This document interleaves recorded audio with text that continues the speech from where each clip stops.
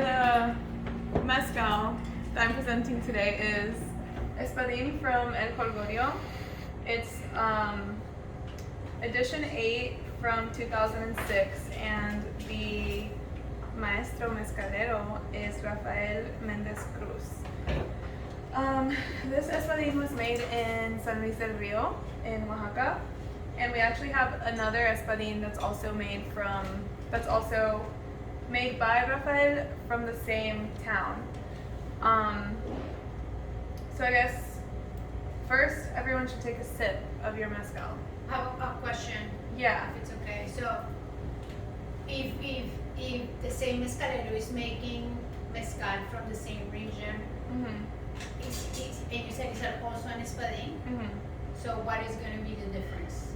Every batch will be different. So every Because mezcal. of the year. Yeah, because Okay. of the year and the production. So every mezcal has a different lot number. This is bottle number 410, and from this batch, there were 2,800 bottles from this batch. So of this same exact mezcal. So it doesn't mean that he's like branding something different. Yeah. It's just that the mezcal itself is going to be different because it's a different year. Exactly. And, okay. Yeah, a different lot number, I would say. Okay. Yeah. Okay. So taste your mezcal. Everyone, first smell. Yeah. Could you walk us through that? So we Yeah, smell so it? the way that I like to drink my mezcal, I like to taste it out of glass. I know everyone else here, I think you guys prefer clay, but I prefer glass. I smell it first to see like what kind of notes I'm getting and just like to get familiar with it, and then I have a sip. Does anyone want to tell me what they taste? I taste grass, Mm-hmm. and I taste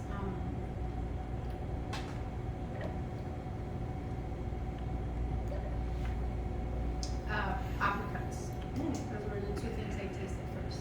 Who else? I get a lot of spearmint on the nose, not the initial flavor, and then I definitely get some sort of stone. I'm down with apricots, stone fruit in the middle, and then like bubble gum on the end. Mm-hmm. I'm getting the fruit too. I'm getting like blueberry.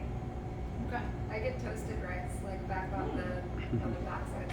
It does have Toasted like a rice, like, sweet toasted roasted thing going on, right? Yeah. Mm-hmm.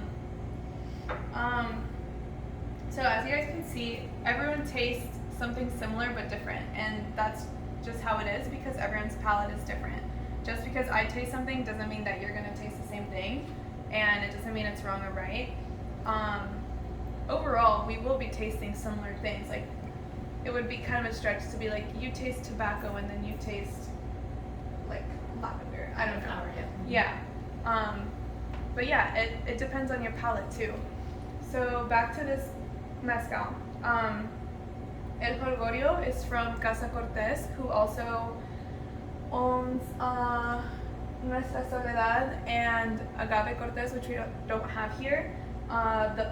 The main guy is Asís Cortez. He does a lot of stuff. He owns this brand, so he's out there, and he owns a mezcal bar in Oaxaca. It's called Mezcalogía, and yeah, he's a cool guy. Everyone knows him. You should look into him, like maybe follow him on Instagram, see what he's up to. He recently released another brand. It's called Dishwe Mezcal, and I heard it's pretty good, but I haven't gotten to taste it yet. And yes. So El Jolgorio is kind of like the top shelf, and then Nuestra Soledad is. Nuestra Soledad focuses on villages and terroir, whereas Jolgorio is, yeah, what you would say like their most artisanal, most top shelf, most premium mezcal because it's more rare. So Jolgorio is like the rare, unique agaves and expressions. It's also the most expensive. Like, I don't know, this bottle is like $130, $150, something like that. Whereas these are going to be more in like the 60s, 80s, 50s range. And these can go up to like 200, over 200 even. So this batch was actually rested in glass for over 10 years.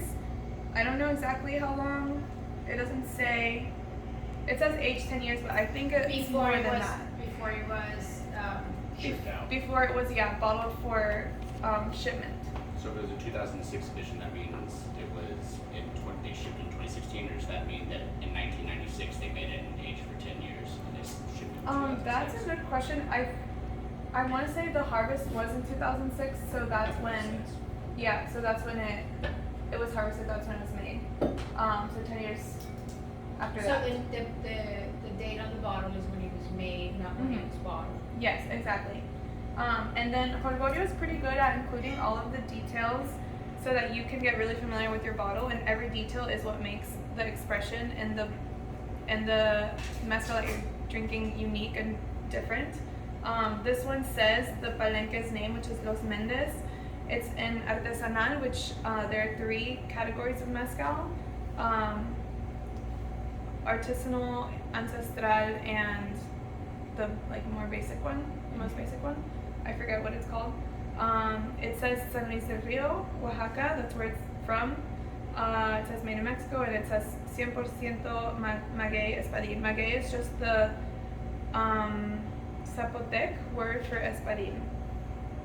And then it says the name of the master distiller, they call him. Other names for the person who makes mezcal is the producer, the mezcalero, the maestro. Every town is going to call them something different. And, okay, so this is an Espadin. Espadin is the most widely grown agave in Oaxaca, and people might be under the misconception that Espadin is like very basic because they're familiar with Vida or because they're familiar with other species, so they think other species are like cooler. But Espadin can be just as complex. Like you guys tasted this. This is like a it's a full mezcal. I would say like medium bodied. It's not flat. It has different notes on the nose, on the mouth. So it's important to know and understand that Espadin is bomb. Like you guys need to drink Espadin. It's also, yeah. I have a question. So you said that Espadin is the most popular, widely ground species of agave when it comes to making mezcal. Mhm. Why is that? Why Espadin and not the pestate or? That's because Espadin, well, one, it's like it grows abundantly in Oaxaca, and also because the harvest time is short. It grows for about like 5 to 10 years. I would say like 7 is a good number before the bencas are cut and it's harvested. I don't know if you guys are familiar, but like when the plant is maturing and then it blooms, that's when it needs to be cut. Otherwise, like it dies because all the sugars will go up to the flower rather than in the heart, which is where we want it. So yeah, it's harvest, or it grows for about 7 years, which is fast. Like the pestate, 25 years. Jabalí, 20 years. Espadin is fast, and the agave hearts they have plenty of like juice in there, so you can get a lot of production from like a smaller amount of liters compared to other agaves. Okay. And they also grow wildly. Like this one, it doesn't say on the bottle, but I'm pretty sure that Espadin is both wild and semi-cultivated. And semi-cultivated just means that like maybe it was started in a nursery, and like the seeds were planted in a nursery, and then they were taken to the fields and planted probably in like long rows. Espadin grows very well in like long rows. I can show you guys a picture. Oh, this is my phone. I can show you guys a picture. So yeah, so it's good for the environment. It's good for like the ecosystem and stuff. And there is a problem, which is that some agaves might. Am I good off time? Some agaves, like the more rare ones, they might not be able to be found anymore because people are just like harvesting the fuck out of them, and that's not good. Like that's why Espadin is good, because there's plenty of Espadin, and yeah, there's no reason to buy like 50 bottles of tepestate. You're not gonna ever drink any of that. It's good to drink every once in a while, but it's like kind of sacred. Yeah. So I'm gonna show you guys a picture of how they grow from our trip with Angela and some other people. You guys have some questions? Yeah. I think she answered my only question. Do we know how old the agave was that was harvested here? Was it 7 years, or was it like only like 10 years? I'm not sure. Actually 10 years. It was 10. It says on the bottle, my bad. We Lots should has compare it to the other questions. bottle. We do have the other bottle that he's in here. It's the San Luis de Rio, obviously. You said that already. So this is like how the field is like. You can see the rows. And this is all Espadin. This is from Sombras Palenque actually. Or Sombras field. Not good Palenque. Yeah. This is a quiote. They're really tall and really pretty. They're so beautiful. But you don't ever let them shoot up. Yeah, So like this. The minute that they starts to grow, like they harvest them immediately. Yeah. So otherwise you lose it. So that agave that we harvested for the beer, like the quiote was like 20 feet tall. So there was no sugar in there. There's no sugar. It was like pure char, pure nice. Yeah. So yeah, any other questions or comments or? Why is this? Why did you pick this one? I chose this one because I love drinking in Jolgorio. I love all of their bottles. I've never drank a bottle that I don't like. I love Espadin, and I like this batch. I think it's a good batch. It's cool that it was rested for a really long time. Most mezcal isn't rested that long. Any other questions? What was the moment, like, what happened that made you care about mezcal? Like, what was? I went you to were like, Oaxaca. I care about mezcal. Yeah, well, I worked here, and everyone, like Angie, Marshall, they were like, mezcal, and they're like, you need to like learn more about mezcal. You need to work upstairs, and like, I think Angela knows this about me. I'm not gonna learn until I'm ready to learn. Like, people were like, you need a bartend, and I was like, okay, I'll bartend, but I wasn't like really, my heart wasn't in it until like I decided for myself, until like something made me do it. And that's maybe a flaw, I don't know, but I went to Oaxaca and I was like, this is fucking amazing. Like, everything about this is so special and so complex, and like, I want to know more about it. I want to be involved in it. I want to, yeah. So yeah, it was that. And that was after I'd been working here for 3 years. And not that I didn't give a fuck about mezcal at all, period. I liked it, but not I to think the level. mezcal is you know, it's mezcal is like funky cheese. Like, Yeah. it's not like cheese dip. Yeah, it's not cheese Not dip. like cheese dip, right? Like everybody wants to bathe in it like immediately at the first. Mezcal is like funky blue cheese. Like, Yeah. At first, like it's gonna stink a little bit, and you're like, why is it? Are these people like so like into it? Like, Yeah. what's wrong with you? Like, it stinks.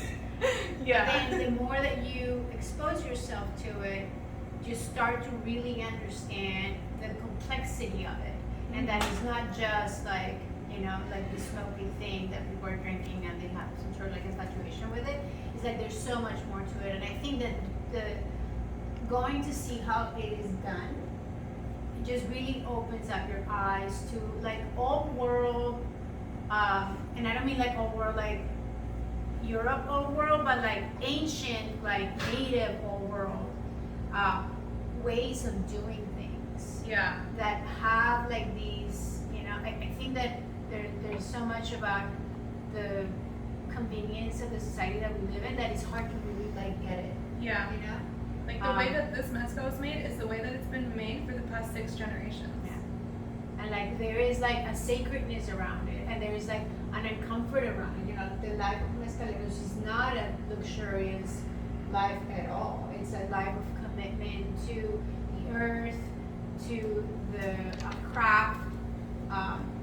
There's nothing like pompous about it at all. Yeah. It's the most humble thing that you will ever experience, and Yeah. it is really a beautiful thing to experience. Yeah.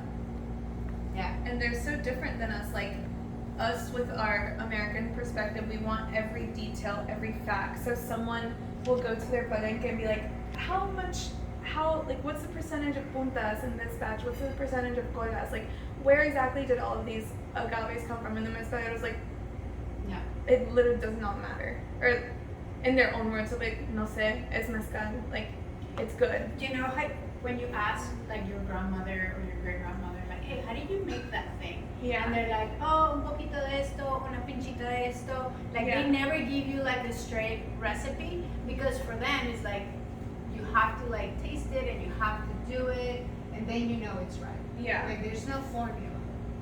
You kind of have to follow a little, but Yeah. it's more about the knowing of how to do it. And yeah, it's and the passing on of the knowledge is generational because it requires so much presence. Yeah. And being there to really get it. Yeah. Oral history. Exactly. That is Yeah. exactly it. That is exactly it. And it brings great times, like drinking mezcal in Oaxaca with like a group of us on a rooftop. There's nothing like it. Yeah. Nothing like it.